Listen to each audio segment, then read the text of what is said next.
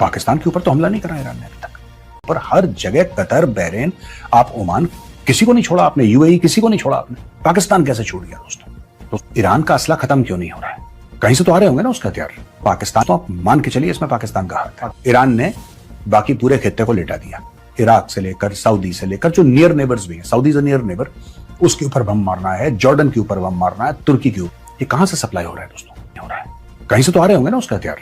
पाकिस्तान का रास्ता इस्तेमाल करके चढ़ के तेल भी जा रहा है और वहां से रॉकेट मिसाइल और ड्रोन भी जा रहे हैं, और ये रोज के रोज मिसाइल मारना, ड्रोन मारना आया है। और डोनाल्ड ट्रंप ने यह माना है कि कहीं ना कहीं यूएस फोर्सेस कम पड़ गई हैं। पहले डोनाल्ड ट्रंप को यह लग रहा था कि यूएस की फोर्सेस आएंगी और ईरान जो है डर के मारे जमीन पर लेट जाएगा। ईरान ने बाकी पूरे खित्ते को लेटा दिया। जो सच है वो सच है और बोलना चाहिए हमें। Iran has been a surprise package in this. और ईरान ने जिस तरीके से लड़ाई लड़ी है, किसी ने सोचा नहीं था कि इस तरीके से लड़ाई लड़ी जा सकती है। वेल, आज की तारीख में डोनाल्ड ट्रंप ये कह रहा है कि चाइना से हमें मदद चाहिए, फ्रांस से मदद चाहिए, उसने यूके से मदद मांगी है, उसने साउथ कोरिया से मदद मांगी है। ये देखिए साहब, वो कह रहा है कि यूनाइटेड किंगडम भी आ जाए और जापान भी आ जाए और सब कोई आ जाए, and we will keep the Hormuz open and safe. जो स्ट्रेट ऑफ हॉर्मुज है जिसको ईरान ने रोक दिया है, लिहाजा हमें सबकी मदद चाहिए और आइए और यहां पे अपना अपना हिस्सा डालिए। ऐसा क्यों कहा है डोनाल्ड ट्रंप ने दोस्तों? पहले इसको एनालाइज करते हैं, फिर मैं आपको अगली खबर बताऊंगा जो इससे ज्यादा इंटरेस्टिंग है। लेकिन for now, why has Donald Trump said what he has said? जैसा मैंने आपको बताया ना कि डोनाल्ड ट्रंप को यह लग रहा था कि अमेरिकन फोर्सेस काफी हैं, वो कर लेंगे। लेकिन क्या होता है कि वॉर की एक बड़ी अजीब आदत होती है, the body bag start coming home. और अब डोनाल्ड ट्रंप को पॉलिटिकल प्रेशर, मिलिट्री प्रेशर नहीं है उसके ऊपर मिलिट्री प्रेशर नहीं है, उसके ऊपर पॉलिटिकल प्रेशर है। और इतना जबरदस्त पॉलिटिकल प्रेशर डोनाल्ड ट्रंप के ऊपर आ रहा है, लोग कह रहे हैं साहब एप्स्टीन फाइल्स में आपका नाम है, और आप उस नाम को छुपाने के लिए कि इसके ऊपर चर्चा ना हो, आप अलग अलग हरकतें कर रहे हैं। कभी आप वेनेजुएला चले जाते हैं तो फिर 3-4 दिन के लिए एप्स्टीन फाइल्स का मामला टल जाता है, फिर आप कोई कमेंट कर देते हैं, फिर आप कुछ कर देते हैं, कुछ कह देते हैं, फिर आप ये कह देते हैं साहब मैं ईरान के ऊपर अटैक कर रहा हूं। अब ये सारी की सारी चीजें डेमोक्रेट्स कह रहे हैं, दे आर सेइंग दैट। और मुझे भी अब लग रहा है फ्रॉम अ मिलिट्री पर्सपेक्टिव, और ये कई बार मैं बोल चुका हूं कि इजराइल का जो एंड गेम है, it is pretty much sorted.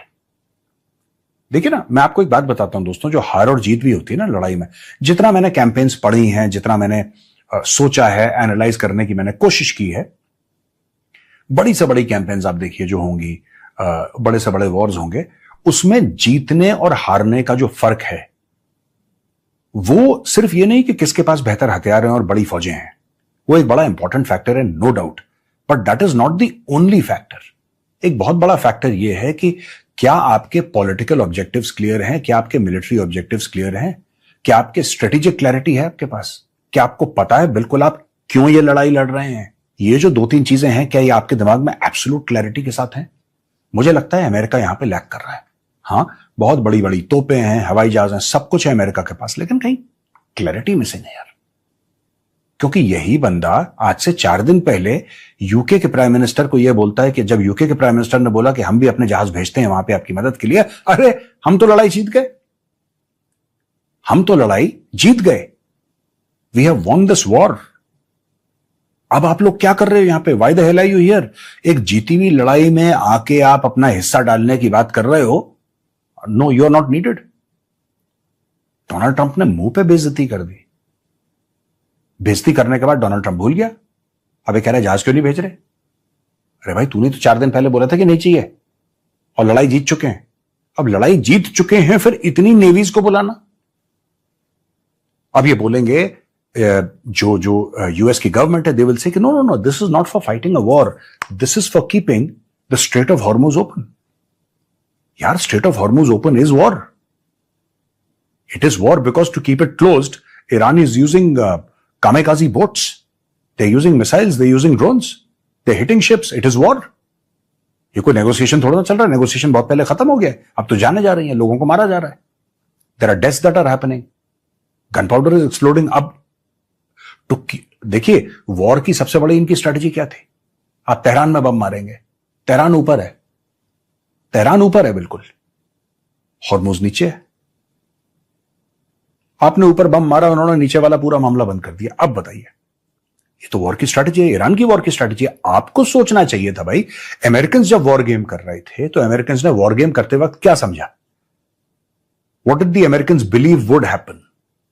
Obviously हम बम मारेंगे, खमेनी को मार देंगे, 50-100 लोगों को मार देंगे जो टॉप इनके लीडरशिप हैं। और इन्होंने कन्विंस कर दिया, और मुझे भी यही लग रहा था दोस्तों, I will be very honest. Iran has surprised me, it has surprised the rest of the world, and I am no different, even I am surprised कि किस किस तरीके से लड़ाई हो सकती है। The wars are not only kinetic, non kinetic aspect बड़ा इंपॉर्टेंट है। आपने पूरा स्ट्रेट ऑफ हॉर्मुज ब्लॉक कर दिया, आपने 20% of oil supply of the world आपने ब्लॉक कर दी है, वहां पे त्राहिमाम हो गया बिल्कुल। आज की तारीख में अमेरिका कह रहा है जहाज भेजो यार।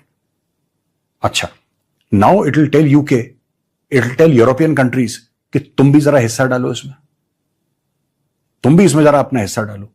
और यही बेइज्जती कर चुका है बाकी नेटो कंट्रीज की, कि अफगानिस्तान में जो लड़ाई हुई थी, बाकी नेटो कंट्रीज के जो बंदे